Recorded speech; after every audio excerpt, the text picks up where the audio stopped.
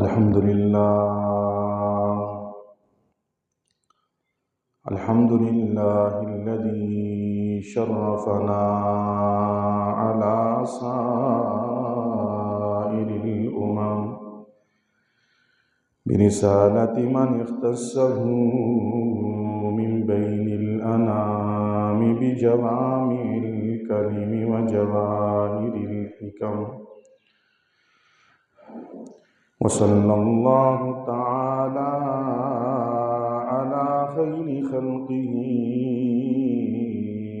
وصحبه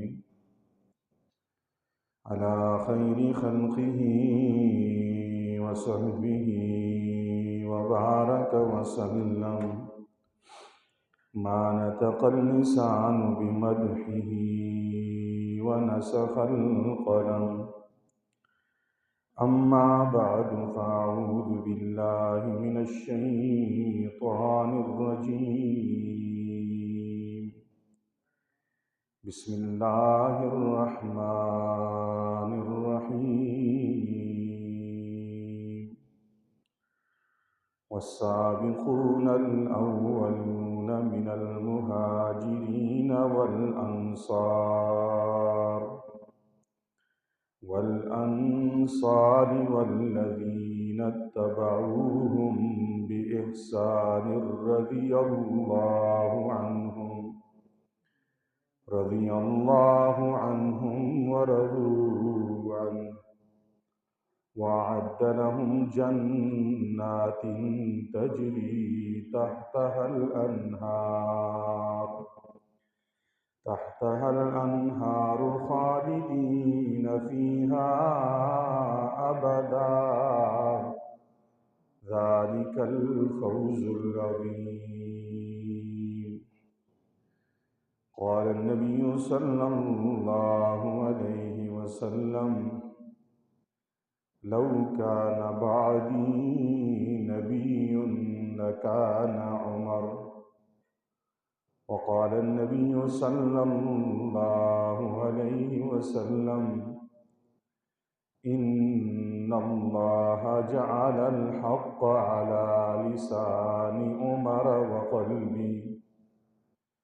وقال النبي صلى الله عليه وسلم من أبغض عمر فقد أبغضني ومن أحب عمر فقد أحبني.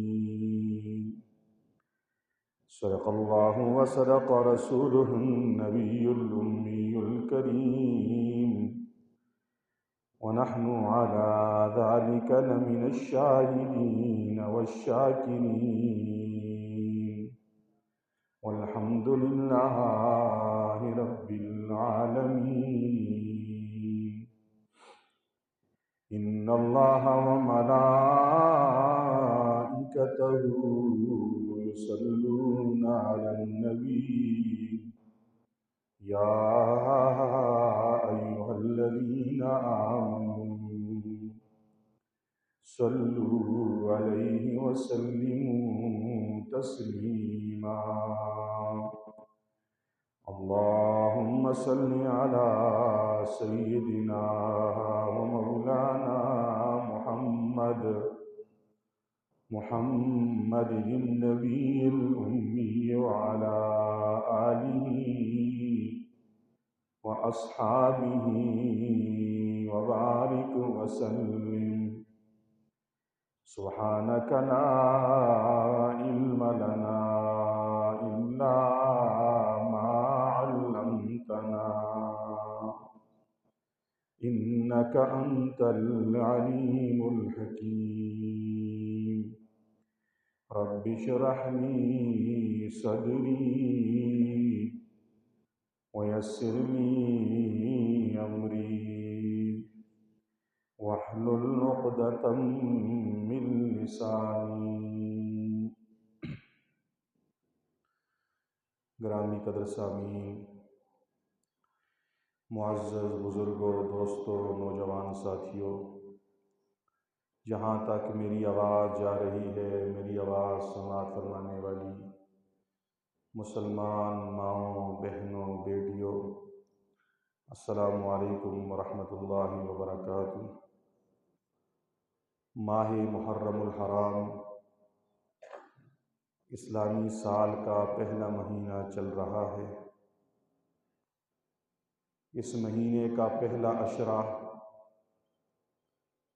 بہت سارے تاریخی واقعات سے بھرا ہوا ہے۔ ان تاریخی واقعات میں دو واقعات شہادت حضرت فاروق اعظم رضی اللہ تعالی عنہ اور شہادت حضرت حسین رضی اللہ تعالی عنہ، یہ دونوں واقعات انتہائی اہم ہیں۔ ماہ محرم الحرام کی ابتدا شہادت فاروق اعظم سے ہوتی ہے اور عشرہ محرم الحرام کی 10 تاریخ کو نواس رسول کی شہادت کا سانحہ پیش آتا ہے۔ آج کے جمعہ میں حضرت سیدنا فاروق اعظم رضی اللہ تعالیٰ عنہ کی سیرت کے عنوان پر چند معروضات پیش کرنے کا ارادہ ہے۔ اللہ تبارک و تعالیٰ کے دربار میں دعا گو ہوں کہ رب لم یزل مجھے شرح صدر کے ساتھ سیدنا فاروق اعظم رضی اللہ تعالیٰ عنہ کی شان، منقبت، ان کا مقام اور ان کے فضائل بیان کرنے کی توفیق عطا فرمائے، اور ہم سب کو فاروق اعظم کے اسوہ پر چلتے ہوئے زندگی گزارنے کی توفیق عطا فرمائے۔ اللہ کے نبی صلی اللہ علیہ وسلم کی جو جماعت ہے، جماعت صحابہ، ان صحابہ کی بہت زیادہ فضیلتیں، بہت بڑا مقام اور بڑا مرتبہ ہے، جس پر گواہ رب ذوالجلال کا قرآن ہے۔ قرآن پاک کا کوئی پارہ ایسا نہیں ہے، کوئی رکوع ایسا نہیں ہے، کوئی آیت ایسی نہیں ہے جس میں صحابہ کرام کی شان بیان نہ ہوئی ہو، جس سے صحابہ کرام کا مقام معلوم نہ ہو رہا ہو۔ صحابہ کرام وہ جماعت ہے جو اللہ جل شانہ کی انتخاب ہے۔ کوئی بھی صحابی اپنی محنت سے نہیں بنا، اپنی ریاضت سے نہیں بنا، اپنی عبادت سے نہیں بنا، اور اپنی جدوجہد اور اپنی سعی کے ذریعے نہیں بنا، بلکہ ہر صحابی اللہ جل شانہ نے محمد الرسول اللہ صلی اللہ علیہ وسلم کی صحبت کے لیے چنا ہے۔ دو جماعتیں ایسی ہیں جو اللہ کی انتخاب ہیں، جو اللہ کا چناؤ ہے۔ ایک جماعت جماعت انبیاء کرام کی ہے اور دوسری جماعت جماعت صحابہ کرام کی ہے۔ روئی زمین پر تاریخ میں یہ دونوں جماعتیں، دو طبقے ایسے ہیں جو ڈائریکٹ اللہ کا انتخاب ہے، جو ڈائریکٹ اللہ کی سلیکشن ہے، جو ڈائریکٹ اللہ کا چناؤ ہے۔ اللہ نے جسے چاہا اسے نبی بنایا، اور اللہ نے جسے چاہا اسے محمد الرسول اللہ کا صحابی بنایا۔ نہ ہی کوئی نبی اپنی محنت سے بنا، اپنی عبادت سے بنا، اپنی کوشش سے بنا، اپنی جدوجہد سے بنا، اپنی سعی سے بنا۔ اسی طریقے سے کوئی صحابی بھی اپنی عبادت، اپنی نیکی اور اپنی تقوی اور طہارت کی وجہ سے نہیں بنا، بلکہ صحابی اللہ جل شانہ کا انتخاب ہوتا ہے۔ تو صحابہ کے ایک فضائل وہ ہیں جو تمام صحابہ کو حاصل ہیں۔ ان فضائل میں سے سب سے بڑی فضیلت جو ہر صحابی کو حاصل ہے، وہ ان حضرات کا نبی علیہ الصلوۃ والسلام کا صحابی ہونا ہے۔ ساری دنیا کے بزرگ، ساری دنیا کے اولیاء اللہ، ساری دنیا کے غوث، قطب، ابدال، ساری دنیا کے حافظ، عالم، عابد، مجاہد، تبلیغی، صوفی، سارے میں ایک طرف ہو جائیں، یہ حضور کے اس صحابی کی ایک نگاہ کا مقابلہ نہیں کر سکتے جس صحابی نے ایک مرتبہ محمد الرسول اللہ کا چہرہ انور دیکھا ہے۔ فاروق اعظم رضی اللہ تعالی عنہ وہ صحابی ہیں جن کو وہ تمام فضائل حاصل ہیں جو تمام صحابہ کو حاصل ہیں، لیکن فاروق اعظم کی ایک منفرد شان، ایک منفرد مقام، ایک خاص امتیاز اور ایک خاص شان اور بھی ہے جو انہیں دیگر صحابہ کرام سے ممتاز کرتی ہے، جو انہیں دیگر صحابہ کرام سے الگ کرتی ہے، اور وہ شان اور وہ مقام صرف حضرت فاروق اعظم رضی اللہ تعالی عنہ کا ہے۔ حضرت فاروق اعظم رضی اللہ تعالیٰ عنہ کا نام عمر ہے، ان کی کنیت ابو حفص ہے، ان کا لقب فاروق ہے، والد کا نام خطاب ہے، والدہ کا نام حنتمہ ہے، قبیلہ قریش کی شاخ بنو عدی سے ان کا تعلق ہے۔ زمانہ جاہلیت میں بھی حضرت عمر کا مقام اشراف قریش میں تھا، ان کے نام کا ڈنکا پورے عرب میں بج رہا تھا۔ یہ عرب کے ان لوگوں میں سے تھے جو پڑھنا لکھنا جانتے تھے، قریش کے سفیر تھے، سفارت کی ذمہ داری حضرت فاروق اعظم رضی اللہ تعالی عنہ کو حاصل ہوئی۔ حضرت عمر فاروق رضی اللہ تعالیٰ عنہ نے 26 یا 27 سال کی عمر میں اسلام قبول کیا ہے، یہ السابقون الاولون میں سے ہے، پہلے ایمان لانے والے صحابہ میں مردوں میں سے 40ویں نمبر پر ایمان لانے والے اور 11 عورتوں کے بعد اسلام لانے والی شخصیت کا نام حضرت عمر فاروق رضی اللہ تعالی عنہ ہے۔ عشرہ مبشرہ میں سے بھی ہیں، ان 10 صحابہ کرام میں سے ہیں جنہیں اللہ کے نبی نے ایک ہی نشست میں، ایک ہی مجلس میں جنت کا پروانہ عطا کیا، جنت کی بشارت سنائی۔ خلفاء راشدین میں سے دوسرے نمبر پہ ہیں۔ فاروق اعظم رضی اللہ تعالی عنہ خسر رسول بھی ہے اور حضرت علی المرتضیٰ رضی اللہ تعالی عنہ کے داماد بھی ہیں۔ حضرت عمر فاروق رضی اللہ تعالی عنہ کا اسلام لانے کا واقعہ بھی بڑا ہی عجیب، بڑا ہی ایمان افروز ہے۔ جناب نبی کریم صلی اللہ علیہ وسلم نے ایک موقع پر جمعرات کے دن اللہ کے دربار میں تڑپ کر آنسو بہا کر ایک دعا مانگی، یا اللہ اسلام کو عزت دے دے، اسلام کو شان دے دے، اسلام کو مقام بخش دے، یا تو عمر کے ذریعے یا ابو جہل کے ذریعے ادھر محمد الرسول اللہ صلی اللہ علیہ وسلم کے نورانی ہاتھ اٹھتے ہیں، اللہ کی عرشوں تک رسول اللہ کی دعا کے وہ الفاظ چلے جاتے ہیں۔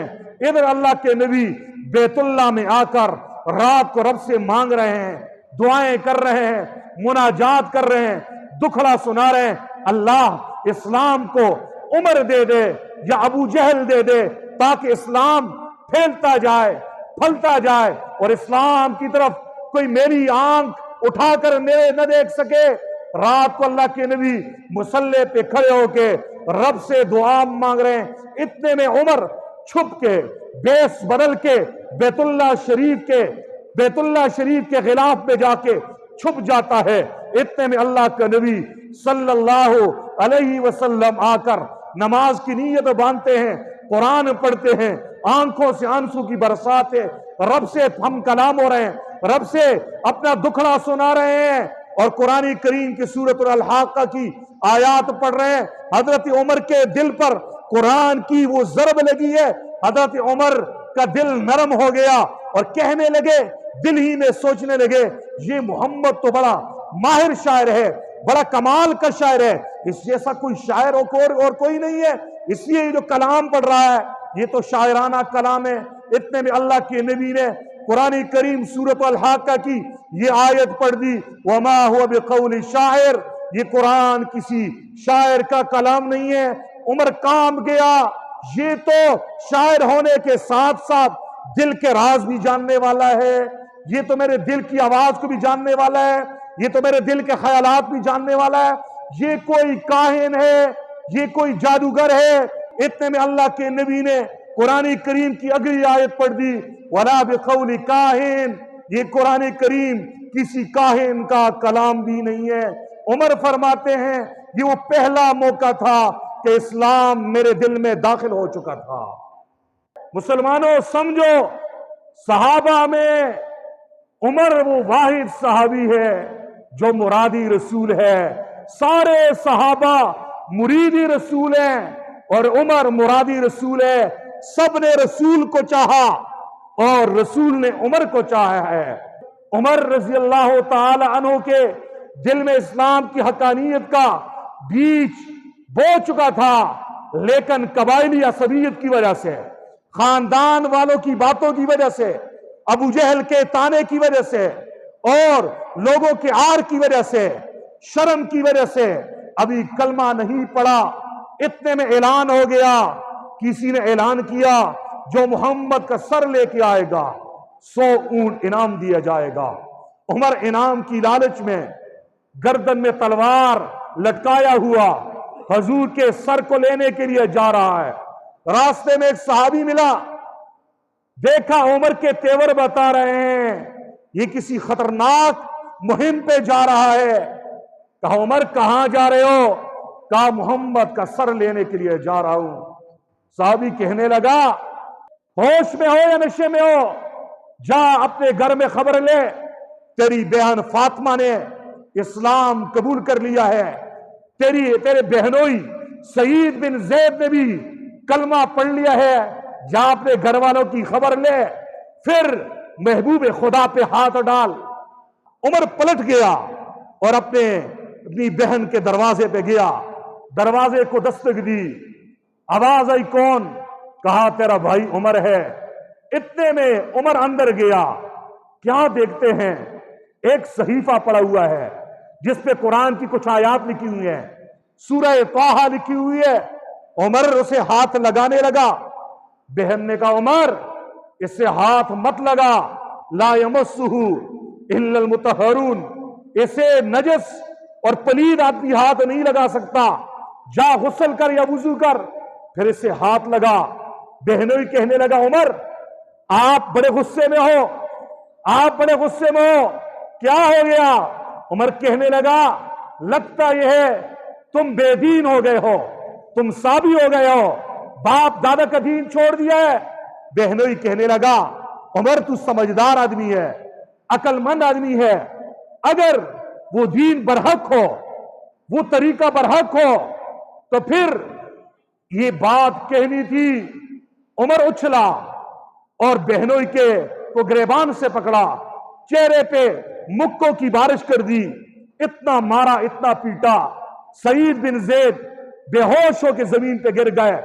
بہن آگے بڑھی اور حضرت عمر کو کھینچا، عمر نے بہن پہ ہاتھ اٹھایا۔ سیرت نگار لکھتے ہیں ایک تھپڑ رسید کیا، بہن نیچے دڑام ہو کے گر گئی، چہرے سے خون بہ رہا ہے۔ کہنے لگے آپ بے دین ہو گئے ہو، باپ کا دین چھوڑ گئے ہو، پلٹ جاؤ۔ بہن کہنے لگی بھائی جان جس خطاب کا خون آپ کی رگوں میں دوڑ رہا ہے اسی خطاب کا خون میرے رگوں میں بھی دوڑ رہا ہے۔ جس ہنتما ماں کی چھاتی سے دودھ تو نے پیا ہے اسی ماں کی چھاتی سے دودھ میں نے بھی پیا ہے۔ جان دے سکتی ہوں، ہاں سب کچھ قربان کر سکتی ہوں، لیکن محمد الرسول اللہ صلی اللہ علیہ وسلم کا ساتھ نہیں چھوڑ سکتی۔ جملہ کہنا تھا، حق کی بات تھی، عزم ٹھیک تھا، ارادہ ٹھیک تھا، اخلاص استقامت۔ فاطمہ کے الفاظ نے بھائی کے دل کو چیرا، سینے کو چیرا۔ عمر کی آنکھوں میں آنسو آ گئے، کہا مجھے بھی لے جاؤ، کلمہ پڑھا لو، مجھے بھی محمد کا غلام بنا لو۔ اتنے میں حباب بن الارت ان کا استاد جو اندر چھپا ہوا تھا باہر نکلا اور کہنے لگا عمر مبارک ہو، جمعرات والے دن اللہ کے نبی نے اللہ سے تجھے مانگا ہے۔ اے عمر مبارک ہو، سب رسول کو مانگتے ہیں، سب مریدی رسول ہیں، تو مرادی رسول ہے۔ لگتا ہے اللہ نے محبوب کی دعا کو سن لیا ہے۔ عمر کو لیا بہنوئی، بہن حباب بن الارد، 4 آدمیوں کا قافلہ دار ارکم کی طرف جا رہے ہیں۔ گئے، دروازے پہ کھڑے چوکیدار کا نام حضرت حمزہ ہے، جو 3 دن پہلے حضور کا صحابی بنا ہے۔ دیکھا عمر آ رہے ہیں۔ عمر کے جلال، رعب اور دبدبے سے سارے عرب کانپتے تھے۔ عمر کا جلال کا مقابلہ کون کر سکے؟ کسی نے کہا حمزہ عمر آ رہا ہے، تلوار لٹکایا ہوا آ رہا ہے، تیور خطرناک ہے۔ حمزہ کہنے لگے، اللہ کے شیر کہنے لگے، اسد اللہ کہنے لگے، عمر اگر صحیح ارادے سے آ رہا ہے ہم سینے سے لگائیں گے، بائی بنائیں گے، ویلکم کریں گے، استقبال کریں گے۔ ارادہ اگر خطرناک ہے تو ہمارے ہاتھوں میں بھی چوڑیاں نہیں ہیں، ہم عمر کی تلوار سے عمر کا سر تن سے جدا کر دیں گے۔ عمر آیا دروازہ کھولنے کے لیے، کوئی نہیں بڑھ رہا۔ حضور نے ارشاد فرمایا حمزہ دروازہ کھول دو۔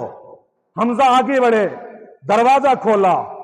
حضرت عمر فاروق کو ایک بازو سے حمزہ نے پکڑا، دوسرے سے طلحہ نے پکڑا اور عمر کو اللہ کے نبی کے دربار میں لے آئے۔ حضور اٹھے، عمر کو گریبان سے یہاں سے پکڑا، یوں ایک جھٹکا دیا اور کہا عمر تو باز نہیں آئے گا، تو باز نہیں آئے گا یہاں تک کہ تجھ پر اللہ کا عذاب آ جائے۔ عمر کہنے لگا اللہ کے نبی کیا مانگ رہے ہو مجھ سے؟ غلام بن کے آیا ہوں۔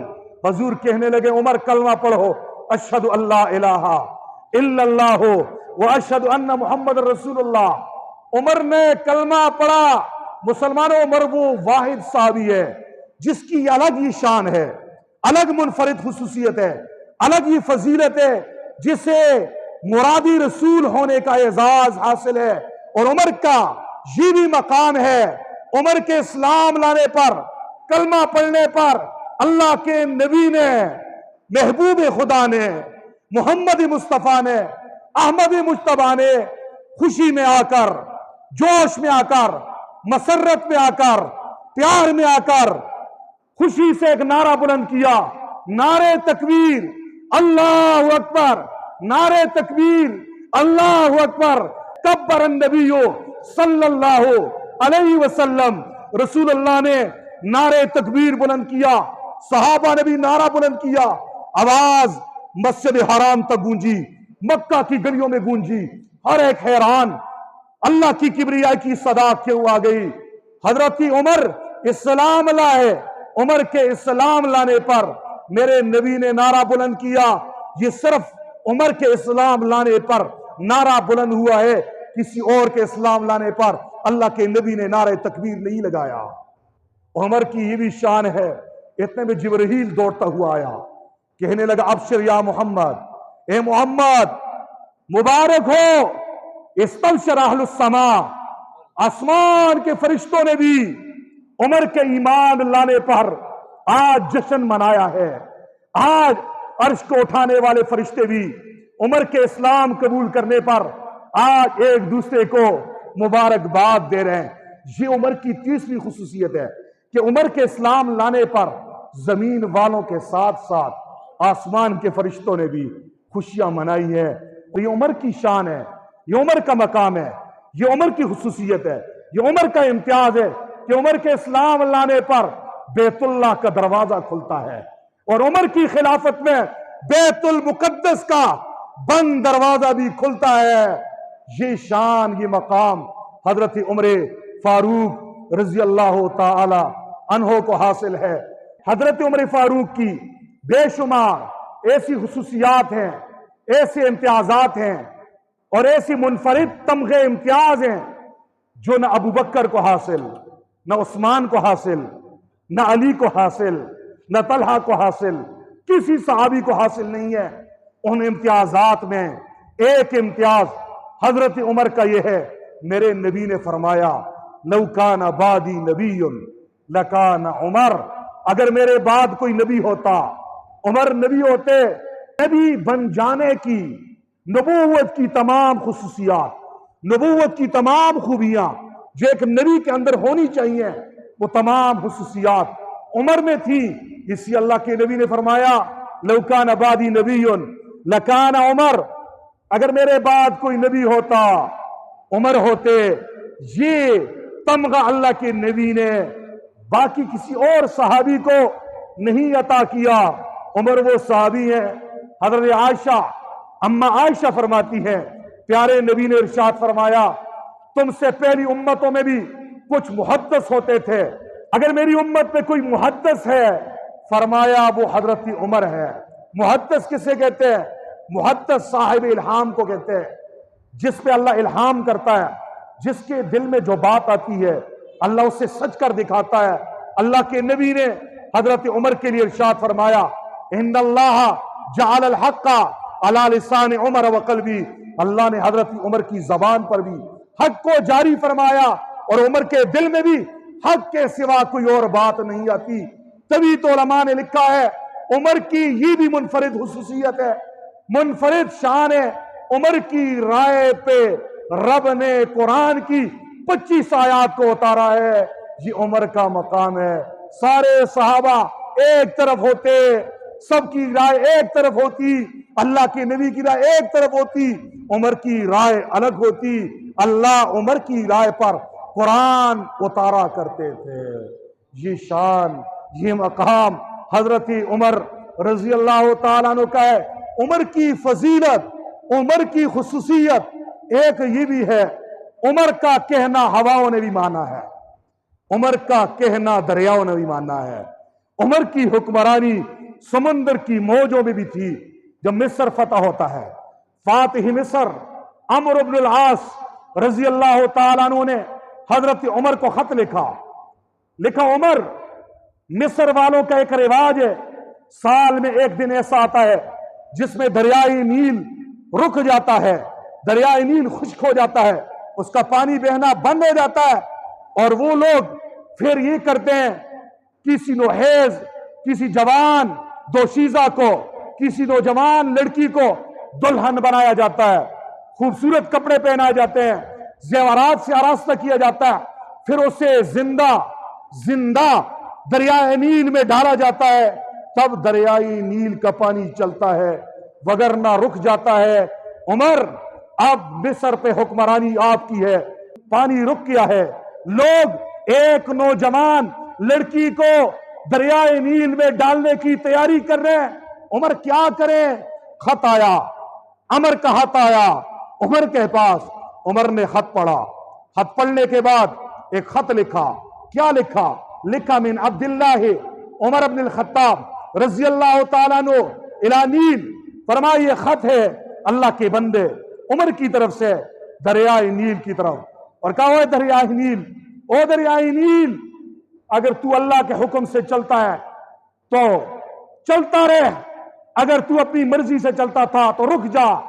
دریا کی موجوں میں عمر کا خط ڈالنے کی دیر تھی، دریا کے سینے میں عمر کا خط ڈالا گیا، دریا کی موجوں نے بھی عمر کی مانی، عمر کو مانا، عمر کو پہچانا، دریا کا رکا ہوا پانی بہہ گیا۔ یہ حضرت عمر کی کرامت تھی۔ اس لیے علماء لکھتے ہیں عمر کی کرامت ہی تھی، عمر کا کہنا سمندر کے پانیوں نے بھی مانا ہے، عمر کی کرامت ہی تھی، عمر کا کہنا ہوا کی لہروں نے بھی مانا ہے۔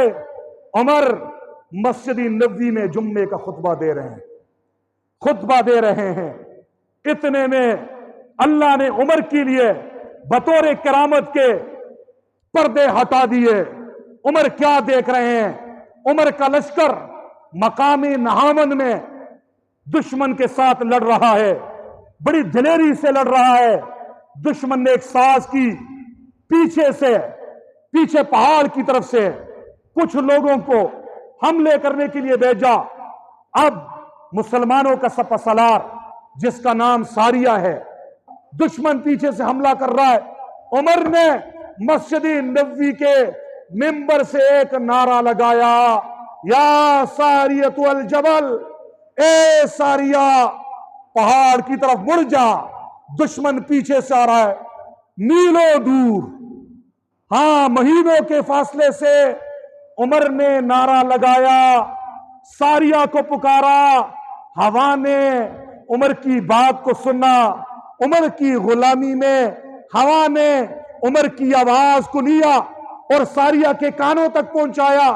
ساریہ نے آواز کو سنا، ساریہ پیچھے مڑا، پیچھے دشمن کو کچھ ساتھیوں نے ادھر بگایا، سامنے والوں نے ادھر بگایا، لشکر فتح یاب ہو کے واپس عمر کی عدالت میں آیا۔